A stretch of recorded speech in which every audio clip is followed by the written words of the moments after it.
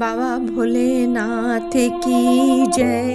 ओम नमो पार्वती पते हर हर महादेव।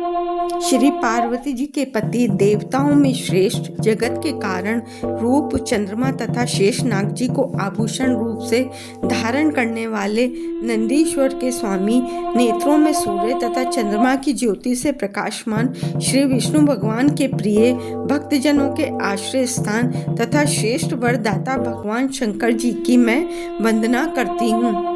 आज महात्म्य के 5वां अध्याय में जानेंगे पिशाच बिंदु का मोक्ष के बारे में। 6वां अध्याय में हम जानेंगे शिव महापुराण की श्रवण विधि और महात्म्य के अंतिम 7वें अध्याय में कथा को श्रवण करने वाले व्रती के नियम।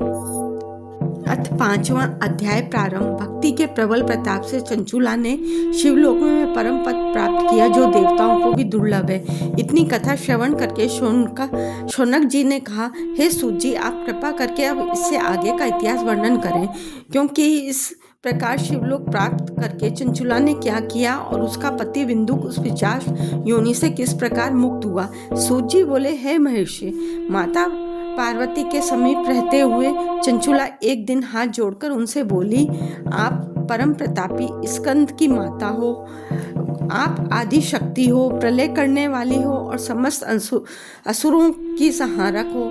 आप ही ब्रह्मा विष्णु महेश की परम प्रतिष्ठा करने वाली हो। बारंबार माता पार्वती की स्तुति करते हुए चंचुला प्रेमाश्रु बहाती रही। शिव प्रिया पार्वती जी ने प्रश्न होकर उससे कहा, है चंचुले, मैं तेरी भक्ति से प्रश्न हूँ, अब तू अपनी इच्छा की पूर्ति के हेतु वर मांग, मैं शहर से दूंगी। तब चंचुला ने कहा, माता, तुम्हारी कृपा से मुझे किसी वस्तु की कामना शेष नहीं है, परंतु मुझे अपने पति के विषय में भी कुछ ज्ञान नहीं है। उसके ये वचन सुनकर पार्वती जी ने कहा, तेरा पति बिंदुक अपने पातकों के कारण महानरक में पड़ा है। अब वह पिशाच होकर विंध्याचल पर्वत पर पिशाच योनि भोग रहा है। वहाँ उसे महान कष्ट है।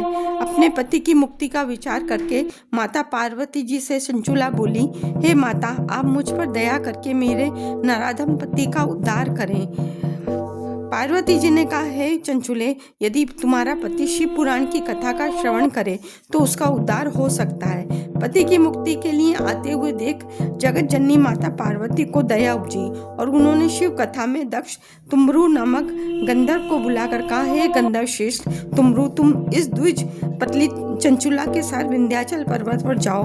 वहाँ इसका पति अपने पाप कर्मों के कारण महाभयंकर पिशाच के रूप में निवास करता है। मेरी परम प्रिय चंचुला की इच्छा है उस महापात की पापों का नाश हो जाए और वह मुक्ति पा जाए। निदान तुम वहां जाकर उस भगवान शिव की परम पुनीत कथा शिव महापुराण सुनाना। जब वह विशुद्ध और पाप रहित हो जाए तो उस दिव्य देह धारण करा शिवलोक ले जाना, तुम्हारा कल्याण होगा। श्री सूत जी बोले, हे मुनियों, माता पार्वती के आदेश को पाकर तुमरू गंधर्व चंचुला को साथ ले दिव्य विमान पर चढ़कर विंध्याचल पर्वत की ओर चला। वन प्रदेश में भगवान शिव की कथा को श्रवण करने की इच्छा से श्रेष्ठों मनुष्य, देवता आदि एकत्रित हो गए। भगवान शिव के महापुराण के कोटि श्रोताओं के एकत्रित हो जाने के कारण वह पर्वत और सभा स्थल का वन प्रदेश महान शोभा को प्राप्त हुआ। शिव महापुराण के महात्म्य सहित 7 संहिता का क्रमानुसार पाठ किया। उस मनोहारिणी शिव कथा के सुधा रूपी वचनों को श्रवण कर समस्त श्रोताजन कृतार्थ हो गए। बिंदुक अपनी पत्नी के प्रयास से दिव्य स्वरूप पाकर बहुत प्रसन्न हुआ और शिव नाम का कीर्तन करने लगा। जब तुमरू उन दोनों को अपने साथ विमान पर बिठाकर माता पार्वती के पास शिवलोक में ले आए, भगवान शिव और माता पार्वती ने उन दोनों का प्रसन्नता पूर्वक स्वागत किया। शिव महापुराण के श्रवण मात्र जो इस भक्ति पूर्वक सुनता, पढ़ता अथवा मनन करता है, वे इस लोक में समस्त भोगों को भोग कर अंत में शिवलोक जैसा दिव्य लोक प्राप्त करता है। इति 5वां अध्याय समाप्त। अथ 6वां अध्याय शिव महापुराण के श्रवण विधि। शौनक जी बोले, हे मुने, आपके श्री मुख से इस परम पुनीत इतिहास को श्रवण कर हम सब धन्य हो गए। आप कृपा करके शिव महापुराण को श्रवण करने की विधि का वर्णन करें। श्री सूत जी बोले, हे शौनक, श्रोता को चाहिए कि वे सर्वप्रथम उत्तम शिव भक्त आचार्य को यह महापुराण वर्णन करने के लिए आमंत्रित करे और ज्योतिषी को बुलाकर पुराण प्रारंभ करने के हेतु शुद्ध नक्षत्र वाला दिन सुधवाए।